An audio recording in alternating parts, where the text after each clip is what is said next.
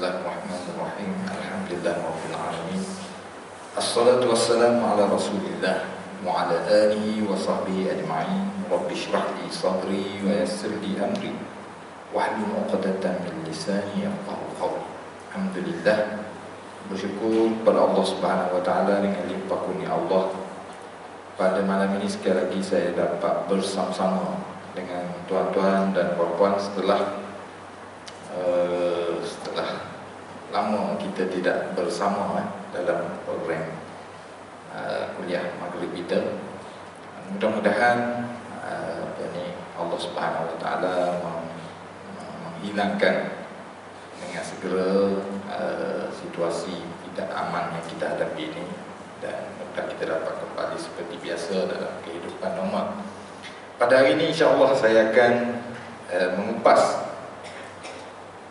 iaitu beberapa ayat daripada surah Ali Imran. InsyaAllah. Rasanya kuliah kita dulu dah habis surah Al-Baqarah rasanya. Sampai 282 saja. Oh, masya-Allah, haji ingat. Alhamdulillah. Dua tak ada 25 ayat terakhir surah Al-Baqarah ada.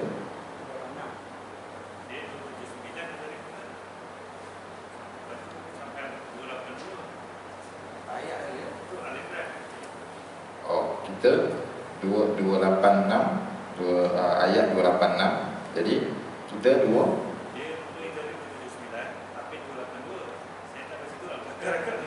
Oh, 282 lah. Kalau masa itu 282 ayat. Okey, tak apa, kita berada di penghujung surah Al-Baqarah dalam masa itu, iaitu ayat kita berhenti pada ayat 282. Okey, ayat 282. Kita berada di penutup surah Al-Baqarah. Jadi boleh kita tengok ayat 282 ni antara, kita dah bincang dah belum ya, antara ayat yang terpanjang dalam Al-Quran. Ayat yang terpanjang dalam Al-Quran duduk di dalam surah yang terpanjang dalam Al-Quran, surah Al-Baqarah ya. A'udzubillahi minasyaitonirrajim. Ya ayyuhalladzina amanu idza tadayantum bidainin ila ajalin musamman faktubuh. Wahai orang-orang yang beriman, idza tadayantum bidainin, apabila kamu berhutang dengan satu hutang, ila ajalin musamman, sehingga waktu yang tertentu. Mesti kita berhutang, kita tahu nak bayar bila. Faktubuh, maka tulislah. Dia suruh tulis. Jadi suruhan ini, dia dari sudut kekuatan suruhan tu, dia tidak berapa kuat sangat, dia tidak berapa tegas sangat. Dari sudut ketegasan tu, Imam Syafi'i dia menggunakan kaedah, apabila ada iza dekat depan, kemudian dia ada fa, maka suruhan itu tidak tegas, dia membawa hukum harus. Sebab tu pada pandangan dia, mencatat hutang tu harus, bukannya wajib. Tapi sesuai dah dengan zaman dahulu, menulis ni satu benda yang susah. Nak menulis ni susah. Orang zaman dulu dia tidak mendokumentkan. Sebab bukan zaman dulu 50 tahun lepas, zaman dulu ni 1004 tahun lepas, 1400 tahun lepas, zaman Al-Quran ni turun. Menulis ni nak cari dalam satu kampung orang pandai menulis orang tak ada. Sesuai sangat pada zaman tu. Penulisan masih belum tersebar. Orang banyak menghafal. Macam tu. Kemudian dia guna teknik macam mana? Kalau sebab itulah dia menggunakan teknik saksi. Maknanya saksi kita, sebab tu kita pada hari ni saksi ni macam dah tak berapa nak kuat lah. Kita lebih percaya kat kertas daripada orang kan.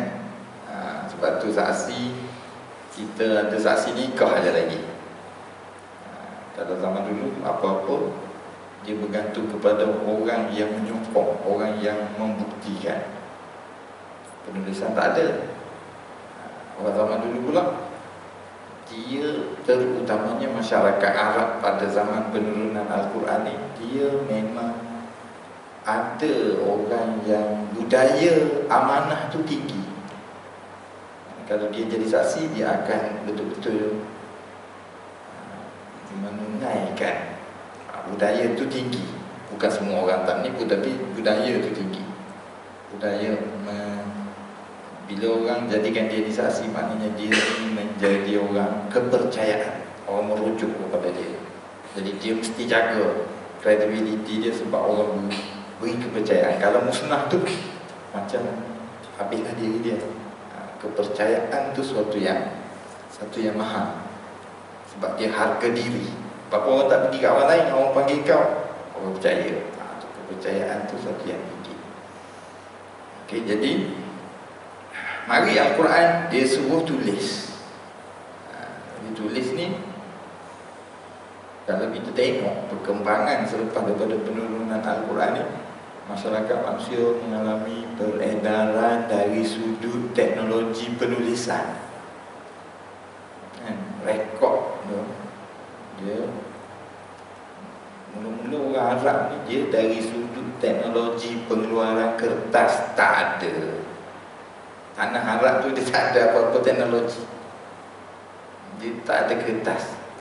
Kertas ada dihasilkan sedikit di Mesir lama dulu, dengan dibuat daripada kulit kayu pokok.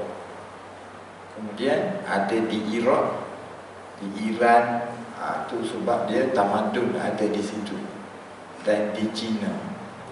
Jadi bila orang Islam menjadi satu kuasa besar dunia, dia mula menjajah, dia mula melebarkan empire dia sampai ke Iraq kan.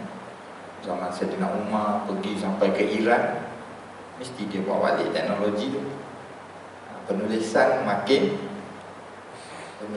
pun makin berkembang, orang makin banyak menulis, dan akhirnya Al-Quran pun disusun dan ditulis dalam mashaf. Sebelum tu banyak hafal saja. Sebelum ada orang tulis zaman Nabi, Al-Quran tidak ditulis dalam kertas macam kita. Dia tulis atas kulit lembu, kulit kambing, macam tu saja. Satu kulit kambing tu nak berapa ayat kan? Kalau Qul huwallahu ahad, bolehlah satu ayat kan. Kalau kena ayat panjang macam ni, berapa line, berapa ni, jadi sudah tentu nak bawa satu ayat tu pun susah. Jadi sebab itulah orang zaman dulu, bila dia ni orang berilmu ke, dia ada menyimpan tulisan-tulisan, bila dia berpindah, dia kena bawa dengan unta. Dia punya bukti kitab dan hasil tulisan tu dia bawa dengan unta. Mungkin satu buku tu 3 ekor unta. Selepas daripada zaman penulisan tu, huruf tu semakin terang. Kalau untuk penulisan mula-mula tu kita tengok, terbelalak mata kita. Tulisan dia tu nampak macam, ya, bentuk dia tu kasar kan, sebab bolpen pun tak ada bolpen yang tulis dengan kayu gitu saja. Lepas tu bila teknologi tu makin maju tu, kita tengok, saya melihat manuskrip Andalus yang belum dinilai gila, yang asli, dan mula dia jadi cantik. Kalau di zaman awal Cordoba tu memang berkecamuk lagi. Teknologi tu makin dia improve. Lepas tu bila dah akhir kerajaan Marini, apa semua tu tulisan dah cantik, ada colour lagi. Dan penulis-penulis tu biasanya orang perempuan. Orang perempuan Andalus ni dianggap perempuan high class. Dia pandai menulis dan kira dia buat kerja kat rumah, menyalin kitab-kitab yang ditulis. Siapa nak, macam zaman kita ni kalau nak buku kena pergi kedai buku. Zaman dulu nak buku kena suruh orang salin. Lepas tu dia bayar kat orang tu. Bayangkan salin satu kitab. Sebab tu salah satu daripada penyelidikan orang zaman dulu ni, melarat cerita ni sikit lah, sebab benda ni kadang-kadang kita kurang tahu. Sebab itu dalam membuktikan pemilikan ataupun keaslian kitab, tukang tulis tu perlu diketengahkan siapa dia. Perlu dia diselidik juga tukang tulis. Sebab masa buku saya, kalau saya tulis tahu orang mana-mana yang jenis hanya kerja nak cari duit je, dia langkah 5 baris, saya mana tahu, saya tu orang lain dah ambil buku tu, saya nak bagi kat orang lain buku tu. Dia dah dapat habis ustaz ni bayar sikit aku, dia langkau 5 muka surat bagi kat kawan tu kurang. Dan sebab itulah antaranya kita lihat manuskrip ni bila dibandingkan, dia tak sama. Manuskrip tentang kitab-kitab lama ni bila dibandingkan, ada satu misalnya kata duduk satu naskah duduk di Istanbul, satu naskah duduk di London, satu naskah duduk di Rusia. Dia manuskrip Islam ni habis rata pergi. Bila orang mengkaji, compare balik, ada banyak manuskrip ni tak ada berapa muka surat. Manuskrip ni sebab bawa benda yang tercicir lah. Sebab tu dia tulis dengan dawat zaman dulu, bukannya cair tu, duduk genang lagi tulis tu kan. Huruf tu pun getar lagi, kualiti kertas. Dia kena pergi jemur lah. Masa jemur tu mari monyet curi lah, apa semua macam-macam. Yelah, maknanya hujan lah. Jadi di situ, sebab itulah kajian terhadap manuskrip ni banyak aspek. Banyak aspek. Didapati bahawa Sahih Bukhari sahaja mempunyai 40 manuskrip yang bila di-compare ada je dia maknanya kelainan dia. Saya tengok satu YouTube yang disampaikan oleh seorang sarjana Islam terkenal juga. Okey, jadi faktubuh. Kemudian kita tengok teknologi penulisan makin maju. Akhirnya pada hari ini merekodkan transaksi itu dah menjadi satu yang diterima umum. Siapa tukar awal sekali tulis tu? Quran suruh awal sekali tulis. Faktubuh, tulislah. Jadi hutang adalah salah satu daripada muamalat keuangan. Tapi biasalah Quran dia suruh tulis hutang. Tetapi sebenarnya keperluan mencatat dalam transaksi keuangan ni bukan pada hutang saja. Quran biasalah dia sebut contoh, jual beli, sewa, kena tulis juga. Tapi dia tulis satu hutang. Sebab apa? Salah satu biasa Al-Quran disebut contoh. Sebab tu pada hari ini rekod ni menjadi satu amalan satu dunia punya. Kita nak buat pinjaman rumah ke, pinjaman kereta bapak, kena banyak kena sign ke. Faktu tulislah. Tapi tulis tu dia dalam bentuk dari sudut Quran ni dia mengambil kira keadaan zaman. Itu yang dia suruhan yang tak kuat. Dia ada unsur suruhan tu peringkat tidak mencapai, dia tak tegas. Kalau dia dalam bentuk suruh saja, uktubu duyun, Hina tadayantum, contohnya macam itulah. Dia akan membawa hukum wajib. Bila membawa hukum wajib pada zaman itu mungkin satu yang berat pada masyarakat. Transaksi keuangan mesti tulis semua, jadi berat.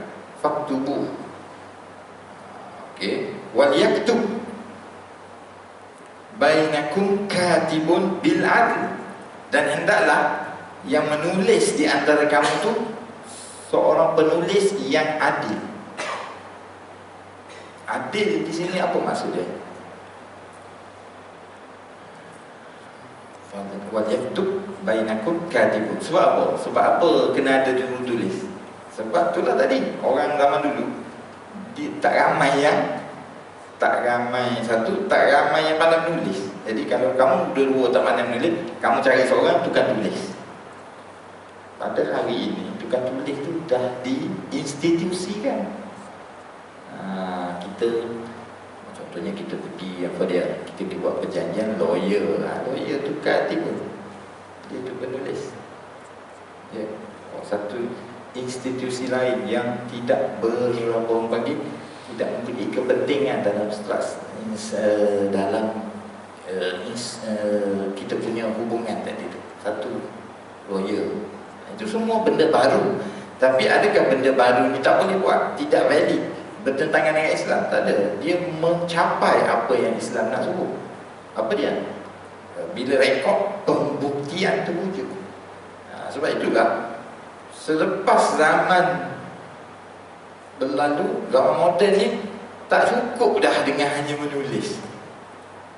Ada dokumen-dokumen yang kita kena cop pula dengan pihak yang berautoriti. Contohnya tadi, peguam tu tak boleh peguam yang tak tahu mana dia ada cop dia ada lesen dia, kan? Kemudian kita ada Suruhanjaya sumpah, dia pergi cop, lepas tu kita bayar stamp duty stamp, lepas tu kita bayar, kita pergi jabatan hasil ke debung, kita cop pula, dia rekodkan di situ. Itu semua adalah waktu bola. Cuma bagaimana nak ditulis, kita tak boleh bayangkan suruhan Tuhan ni tulis bawah pokok macam tu saja, kan? Tulis tu berdasarkan zaman. Ini faktubu. Zaman kita ni lagi canggih, tak boleh dah pula. Dah terlalu canggih, dia jadi tak boleh dah pula. Sebab apa? Transaksi bank kita tu dah disimpan dalam tu. Dia bukan secara tulis yang dengan tangan, dan kita tekan okey, transaksi itu disimpan, itu jadi bukti. Kan? Jadi sebenarnya apa yang nak dicapai? Nak dicapai ialah bukti, rekod. Sebab apa? Ialah sebab kamu berhutang sampai satu masa tu mungkin terlalu panjang menyebabkan kamu dah lupa, tak ingat, maka tulisan tu akan menjadi bukti. Itu objektif dia. Bukan penting tulis dengan pen ke, dengan typewriter ke, tak penting. Yang penting sejauh mana tulisan itu valid. Jadi semakin kita dapat menghasilkan satu teknik yang telus dan sukar dimanipulasi, maka mencapailah maqasid, tujuan yang dikehendaki. Macam tu. Jadi hukum Islam ni dia berubah, dia ikut zaman, dia tidak menolak pembaharuan.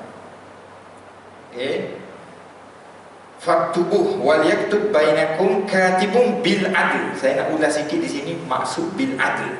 Dengan adil. Apa maksud dengan adil? Iaitu adil tidak menyebelahi mana-mana pihak lah, berkecuali.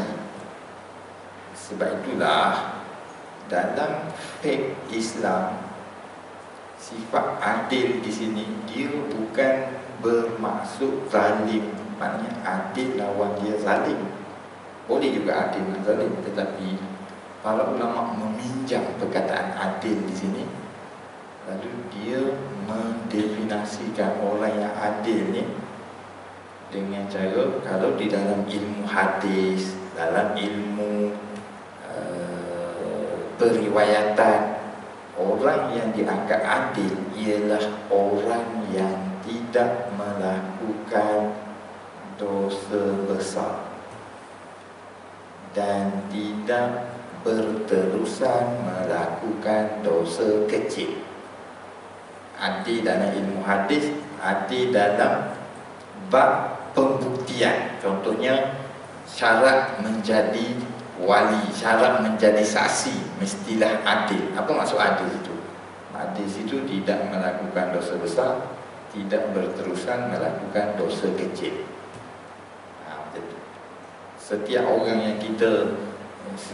yang kita baca dalam hadis kan, daripada orang ni kepada orang, daripada orang ni, itu orang tu syarat dia tidak boleh dia melakukan dosa besar dan tidak berterusan melakukan dosa kecil. Dan sama satu lagi, 3 syarat. Tidak melakukan perkara yang menjatuhkan maruah. Benda tu tak haram tapi menjatuhkan maruah, tak boleh buat juga. Akhirnya 3 syarat tu kalau kita cari hari ni dah tak ada, tak boleh. Sebab itulah benda tu pun tak digunakan. Sikitlah guna. Wali nikah je lagi tinggal, tu pun dah tak melihat kepada kriteria adil yang digariskan oleh para ulama tu, dah tak guna. Sebab apa tak guna? Sedangkan perbincangan ulama mensyaratkan benda tu. Sebabnya salah satunya ialah dalam kategori wali nikah ni, seorang ayah dianggap walaupun dia jahat tapi dia tetap menjaga kepentingan anak dia. Walaupun dia tu dari sudut hukum dia fasik, tetapi fasik macam mana ayah pun dia tetap jaga kemaslahatan anak dia. Yang kedua, dunia hari ni kita sudah tidak mengenal orang sedalam yang tu. Kita nak hukum orang ni fasik tak fasik, cakap mana kita kenal dia kan? Jadi sudah tak ada, benda tu makin berkurangan. Pada zaman dulu, terutamanya zaman periwayatan hadis. Dan memanglah ilmu hadis ni dia macam berhenti selepas daripada pembukuan hadis. Maknanya ilmu tu macam dah jadi teori kan? Dia dah tak apply lah. Dia lahir untuk menjaga hadis. Bila habis dibukukan, ilmu tu pun tak boleh nak apply lah. Orang tak persoalkan orang ni secara detail. Ya, sebab tu dalam perbincangan mereka ni, sebab itulah orang yang bukan adil ni, dia nama fasik. Adil dia lawan fasik, bukan adil lawan zalim. Adil lawan dia fasik. Sebab tu kita jangan tersalah. Ada masa saya belajar dulu, kita orang budak-budak dulu lah, kita tersalah. Kita baru belajar ilmu hadis, lepas tu kita belajar perawi hadis ni mestilah adil, lawan dia fasik. Siapakah adil? Orang yang tidak melakukan dosa besar, orang yang tidak berterusan melakukan dosa kecil, orang yang tidak melakukan perkara yang menjatuhkan maruah. Jadi kalau dia panggil yang ditolak ialah orang yang melakukan dosa besar, orang yang berterusan melakukan dosa kecil, orang yang melakukan perkara yang menjatuhkan maruah. Kita pun cari lagi, apa benda yang melakukan menjatuhkan maruah ni? Tak harap tapi menjatuhkan maruah. Tengok ada tidak memakai kopiah, tidak makan. Satu contoh yang famous, makan tepi jalan. Kita pun siapa makan kat warung tak percaya dia ni. Salah rujuk. Maknanya zaman tu telah berubah. Zaman dulu seorang ulama hebat, dia makan tepi jalan, dia dianggap benda tu boleh menjatuhkan maruah dia sebagai seorang ulama. Maka kalau dia ada riwayat hadis, dia tak diterima hadis tu daripada dia, sebab dia dah makan tepi jalan. Kita tak perawi hadis, tak ada apa makan tepi jalan, tak ada masalah, sebab memang kita dah tak bukannya rujukan pun. Macam tu. Jadi tak bolehlah kita hukum orang tu, oh, ni fasik ni. Sebab apa? Istilah dia fasik je. Dan kita pun karut lagi. Ni kata karut marut ni. Bila dia nak jadi imam, tak boleh jadi imam apa? Makan warung. iman. Dia jadi kaya kan. Berapa? Ini fasik. Tengok, memang rujuk dalam kitab, tapi syarat periwayat hadis kita pergi apply kata tu imam kampung kita. Jangan lagi. Tu imam kampung kita bukan periwayat hadis. Tu dia istilah yang digunakan dalam kitab tu dia bersama-sama macam tu. Sebenarnya dia tidak tak di-apply kepada menilai orang tu sebab apa? Yang pertama, ilmu tu sudah berhenti kat situ lah. Bila kitab dibukukan, sebab ulama ni mengenakan syarat yang lebih ketat kepada periwayat hadis. Yang kedua, sifat menjatuhkan maruah tu dia tak sama mengikut tempat. Ada tempat menjatuhkan maruah ni disampaikan kerja pun dia kira. Contohnya ada negara yang jenis dia tak boleh terima kalau orang alim tapi kerja sampah-sampah, saya kata kan zaman dulu orang kerja macam-macam, pergi ke bandar, pelihara lembu, dia tu alim tapi dia ada lembu. Ada setengah negara kalau pelihara lembu tak apa, kalau tanam padi tak apa, tapi kalau menyapu sampah tak boleh. Dia macam masyarakat tu paling terima. Lalu dia hukumkan fasik orang tu bila dia nyapu sampah. Yang kita tak tahu apa ni, ingat nyapu sampah dosa fasik. Jadi dia tak boleh campur aduk istilah tu. Jadi itu antara istilah-istilah yang sering disalah faham ialah adil, fasik. Wala ya'bakatibun ayyatuba kama Allah. Dan tengok ni, di zaman orang sangat limited orang yang boleh menulis. Tuhan kata apa? Dan tidak boleh bagi orang yang menulis itu untuk dia enggan nak tulis. Tak boleh.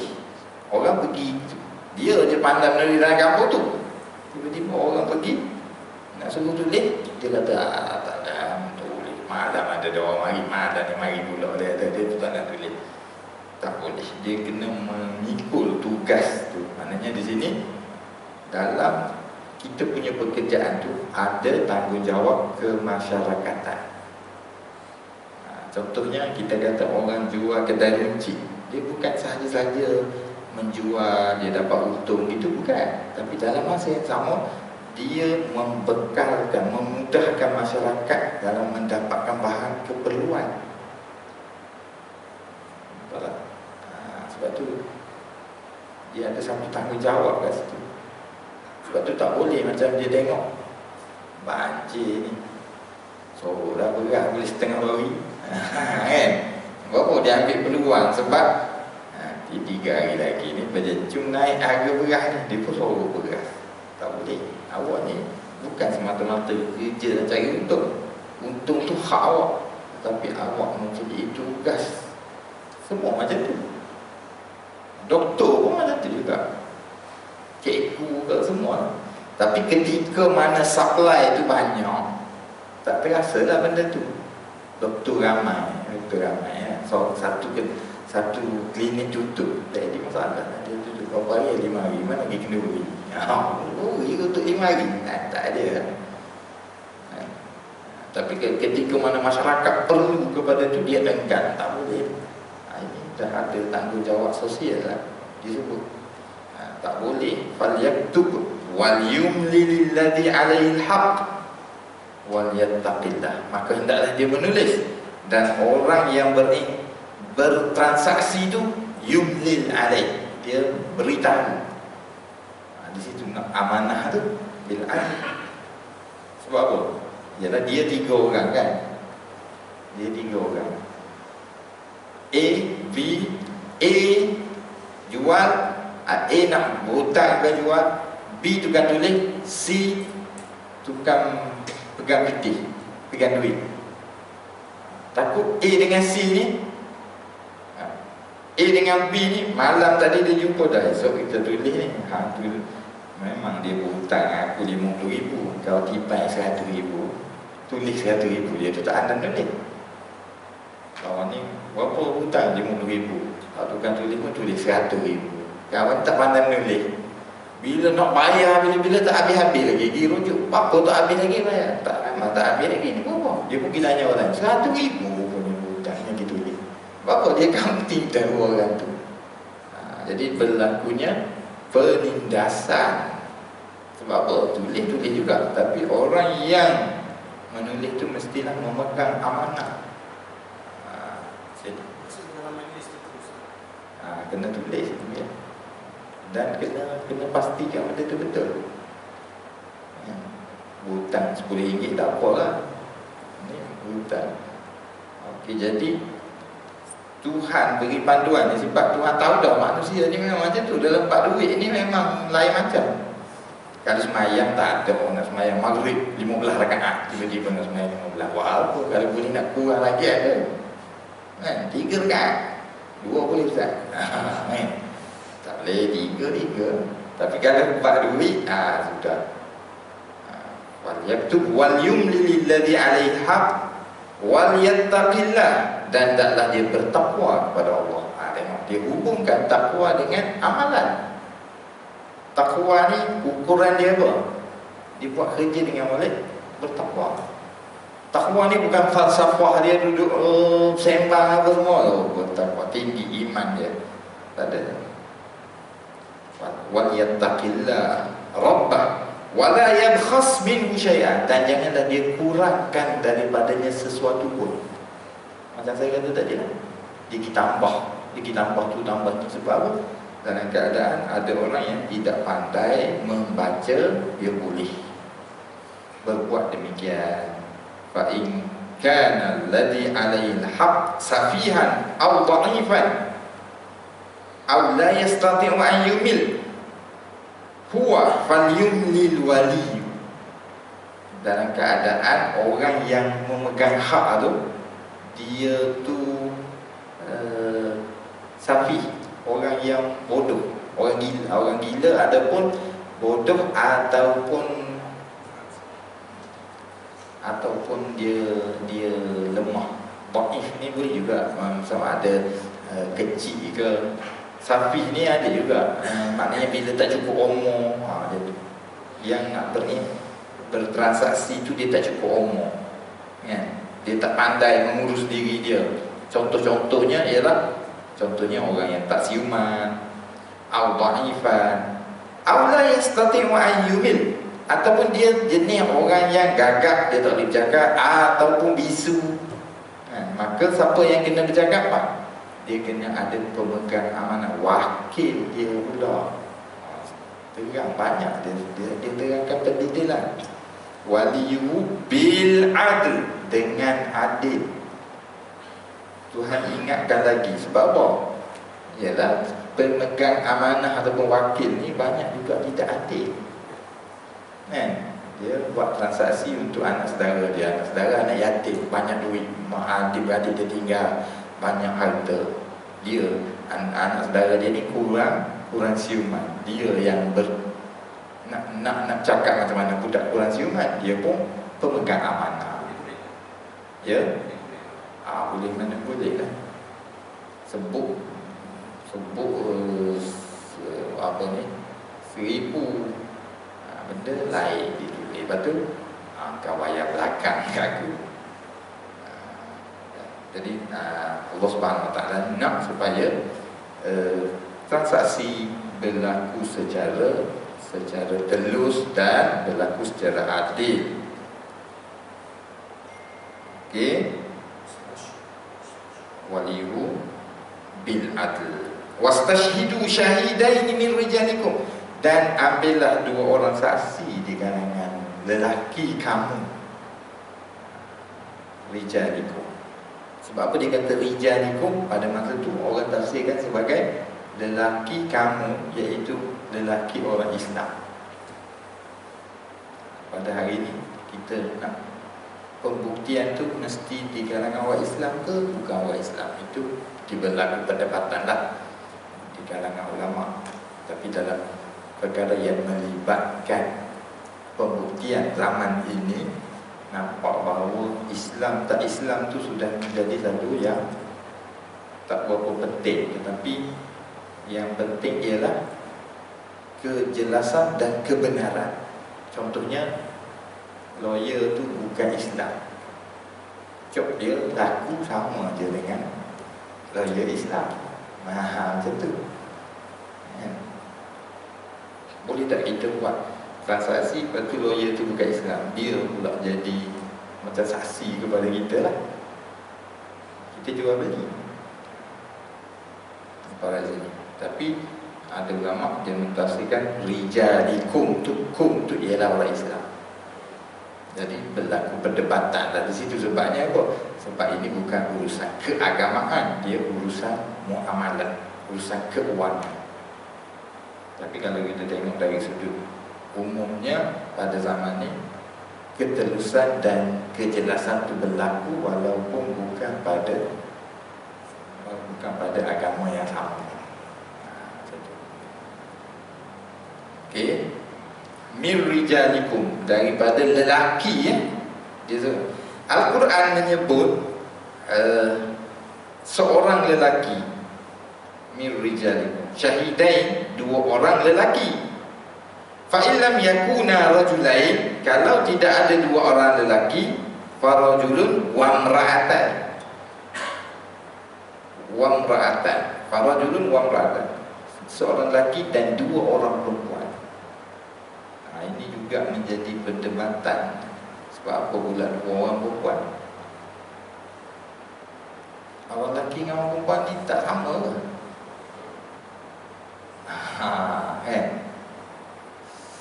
Tak sama tu memanglah tak sama. Tapi zaman dahulu, zaman sewaktu Al-Quran ni diturunkan, memang orang perempuan ni dalam zaman tu, dia satu, contohnya dia tak terlibat langsung dalam politik awal zaman tu. Pemilihan ketua lah apa semua ni memang dia tak terlibat. Dan orang zaman tu, orang perempuan majoritinya tidak bekerja di luar rumah lah. Jadi tahap dia punya expose dengan masyarakat, dengan apa tu memang tahap yang minimum. Jadi seorang lelaki, dua orang perempuan. Soalannya ialah, apakah syarat itu masih lagi berlangsung sampai ke hari ini? Kita nampak dalam masyarakat moden ni, kita sudah tidak membezakan di antara orang lelaki dengan orang perempuan sangat, kecuali dalam beberapa bidang yang memang kena beza. Contohnya, orang lelaki boleh poligami, orang perempuan tak boleh poligami. Itu tak ada siapa yang boleh lawan lah. Tapi kalau bab lain, orang lelaki keluar pagi pergi kerja, orang perempuan pergi kerja juga. Orang lelaki bawa kereta, orang perempuan bawa kereta juga. Jadi kehidupan moden kita ni menyebabkan lelaki dengan perempuan ni dia tak beza mana sangat. Sebab tu dari sudut power pun orang lelaki sekarang ni macam kehilangan power juga. Nak cakap lebih tak boleh. Sebab apa? Mu kerja, aku kerja juga. Silap-silap bil rumahnya aku bayar. Lelaki pun tu tentu tak nak ada apa. Sebab apa? Elektrik rumahnya aku bayar. Tak ada apa. Tapi di zaman semuanya orang lelaki jaga, orang perempuan duduk rumah je. Kuasa orang lelaki tu lebih sikit dari situ tu. Maknanya dia lebih kepada kemanusiaan. Jadi adakah ianya masih berlangsung sampai ke hari ini ataupun tidak? Ini perbincangan lah di mereka ulama. Ada yang setuju, ada yang tak setuju, macam tu. Nampaknya kalau dari sudut muamalat, maknanya kita sudah ke arah sama lah. Penyaksian orang lelaki, penyaksian orang perempuan tu sama lah. Sebab mu belajar masuk universiti, aku masuk juga universiti ya, jadi macam tak ada beza. Okay, jadi adakah perkara ini dimasukkan sebagai perkara keagamaan yang tidak boleh berubah, ataupun ia bukan perkara keagamaan yang mana Al-Quran memberitahu dalam bentuk satu zaman dan dia boleh berubah pada zaman yang lain. Sebab dia ni urusan pembuktian. Okey, para ulama berpolemik lah Farajulun wa imra'atani mimman tardawna minasyuhada, yang orang yang kamu redha daripada untuk dia menjadi saksi. Itu siapa yang kamu redha? Mestilah orang yang kriteria tadilah, tidak menipu, tidak melakukan dosa besar, tidak. Tapi pada hari ini, macam mana kalau kita nak apply dia dalam sistem hari ini, macam mana kita nak kata orang ni menipu, orang ni tak menipu? Macam mana dia nak. Sudah tentulah kita pergi mungkin dalam bentuk ni zaman sekarang kita amalkan, iaitu setiap orang tu layak menjadi saksi sehingga dia terbukti dia tidak layak. Contohnya dia ni jadi saksi, tapi kalau ada pihak yang mencabar, sorry, dia ni tak layak. Bapak tengok dia ada 10 kes mahkamah contohnya kan, tak boleh lah, tak apa, tunggu masa nak masuk penjara lagi jadi saksi, apa lagi tak ada credibility contohnya. Okey, tapi sekarang kita menggunakan teknik asal boleh dulu, sehingga dia dicabar. Hanya ada pihak yang tidak bersetuju, barulah kita ubah. Asalnya boleh. Antadilla ihdahuma fatudzakkira ihdahuma al-ukhra. Sebab apa dia kena dua orang perempuan tu? Supaya kalau seorang tu tersalah, seorang lagi boleh mengingatkan. Yang lelaki tadi dua orang, kalau ada tersalah dia boleh mengingatkan. Wala ya'basyuhada idza madu, dan saksi itu tidak boleh enggan apabila dia diminta untuk bersaksi. Tengok, macam penulis tadi juga dia dilarang enggan, saksi pun dilarang enggan. Sebab itulah kita ni ada benda tanggungjawab pada masyarakat. Bukan maknanya kita buat kerja itu saja, tapi kita sebagai sebab tu contohnya kita kata kita tak bolehlah deki. Contohnya petani dia dapat baja free, kita kerja tak ada apa bantuan pun. Petani kat kampung tanam padi dapatlah seka berapa bunyi baja, banyak juga dapat. Sebab apa? Sebab membekalkan makanan tu bukannya kerja nak cari duit saja, tetapi dia merupakan sumbangan yang penting kepada masyarakat. Kita makan dengan dia tanam, kita kena support dia, sebab sebenarnya dia tu tolong kita. Kena tengok dari sudut tu juga. Jangan tengok nak dengki je untung. Bila orang untung kita dengki, tak boleh kan? Maknanya kita orang tu sebenarnya macam cikgu, dia ajar anak kita biar jadi pandai. Dia kerja dapat gaji tu, itu hak dia lah. Tapi dalam masa yang sama dia sebenarnya membentuk satu masyarakat yang berkualiti. Kalau tak kerana jasa dia. Jadi sebenarnya semua orang ni ada aspek tanggungjawab kemasyarakatan. Bukannya tanggungjawab masyarakat tu bila hanya kita bawa beras dibantu masa banjir, kita buat kerja amal. Sebenarnya kerja kita tu sebenarnya ada berunsur kemasyarakatan. Bila kita buat dengan baik, maka dia ada nilai kita membantu dan memperkasakan masyarakat. Jadi saksi tidak boleh enggan. Okey, jadi wala ya'basyuhada idza madu. Disebabkan ayat ni ayat yang terpanjang dalam Al-Quran, kita tak boleh nak habis hari ni lah. Jadi kita berhenti setakat ni dulu. InsyaAllah kita akan sambung dalam kuliah kita yang akan datang. Ayat ini ayat yang mengandungi panduan dalam hubungan harta. Ada orang kata ayat paling panjang dalam Quran ayat hutang. Orang Malaysia ni memang hutang dia panjang-panjang. Hutang rumah sampai 35 tahun. Ya, beli kereta pun dekat-dekat dengan 10 tahun bayar kereta. Lepas bayar tak nak guna dah kereta. Kita memang hutang panjang. Adakah itu ada hubungan dia? Wallahu a'lam. Setakat itu saja untuk hari ini saya sudah ingin wabillahi taufiq wal hidayah. Wassalamualaikum warahmatullahi wabarakatuh.